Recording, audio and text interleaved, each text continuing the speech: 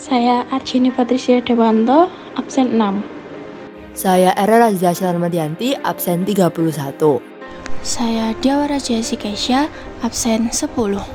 Saya Lintang Ratnakaya, absen 18. Nama saya Muridia Diara Andita, absen 20. Saya Rasya Danadiaksya, nomor absen 29. Apa itu karbon dioksida?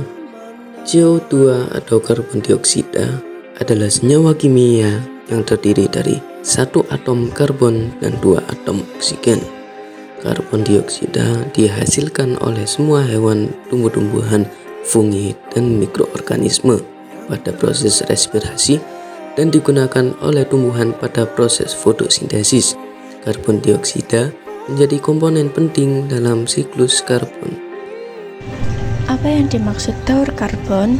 Siklus karbon atau daur karbon merupakan salah satu siklus yang ada sejak jutaan tahun yang lalu.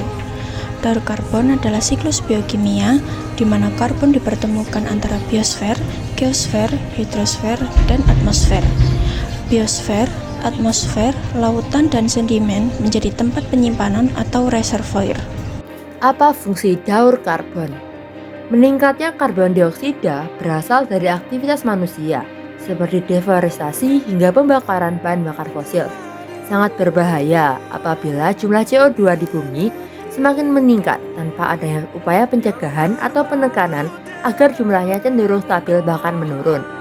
Maka dari itu, daur karbon memiliki fungsi sebagai penyeimbang ketersediaan karbon yang ada di bumi dan mengembalikan karbon yang terjebak di atmosfer ke organisme makhluk hidup melalui proses fotosintesis guna menekan jumlah CO2 dan menghasilkan oksigen. Bagaimana terjadinya daur karbon? Ada 5 tahapan proses daur karbon dapat terjadi. Antara lain yang pertama yaitu proses fotosintesis. Tahap pertama terjadinya proses daur karbon adalah fotosintesis. Melalui proses fotosintesis, karbon dioksida dapat berhubungan dengan makhluk hidup. Dalam proses ini, sangat mengandalkan organisme autotrof seperti tumbuhan, fitoplankton, alga, dan lainnya yang memiliki zat hijau daun untuk melakukan fotosintesis.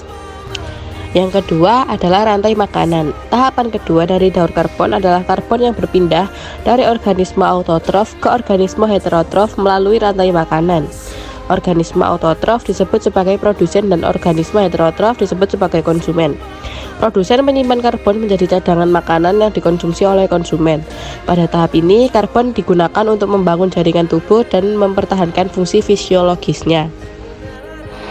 Yang ketiga, proses respirasi. Tahapan ketiga daur karbon adalah proses respirasi. Makhluk hidup seperti manusia dan hewan membutuhkan oksigen untuk bernapas guna kelangsungan hidupnya. Proses respirasi atau bernafas dilakukan dengan menghirup oksigen kemudian diedarkan ke seluruh tubuh. Kemudian mengeluarkannya dalam bentuk karbon dioksida. Pada tahap ini, karbon dioksida dikembalikan lagi ke atmosfer. Yang keempat, proses dekomposisi. Tahapan keempat adalah proses dekomposisi atau penguraian. Sisa-sisa makhluk hidup seperti manusia, hewan, tumbuhan yang sudah mati diurai dengan organisme pengurai menjadi bentuk yang sederhana. Yang terakhir, nomor 5, pembakaran sumber energi fosil. Pembakaran bahan bakar fosil menjadi aktivitas paling banyak menghasilkan karbon dioksida di atmosfer. Sayangnya, pembakaran bahan bakar fosil seperti minyak bumi dan batu bara juga menghasilkan gas rumah kaca yang menyebabkan terjadinya pemanasan global. Siklus karbon juga dapat digambarkan sebagai berikut. Karbon yang ada di udara diikat oleh tumbuhan melalui fotosintesis. Ketika tumbuhan melakukan respirasi atau pernafasan, karbon dikeluarkan lagi ke atmosfer. Hasil dari fotosintesis menjadi biomasa tumbuhan yang sebagian dimakan herbivore. Maka karbon masuk ke herbivore. Ketika herbivore melakukan respirasi, karbon kembali ke atmosfer. Adanya siklus karbon tersebut, agar tidak terjadi pemanasan global, diperlukan adanya penyerapan dari atmosfer melalui tumbuhan dalam jumlah yang besar. Karena tumbuhan dalam proses fotosintesis memanfaatkan karbon. Oleh karena itu, pengembangan area hijau, penghutanan kembali atau reboisasi, dan pelestarian hutan sangat amat diperlukan.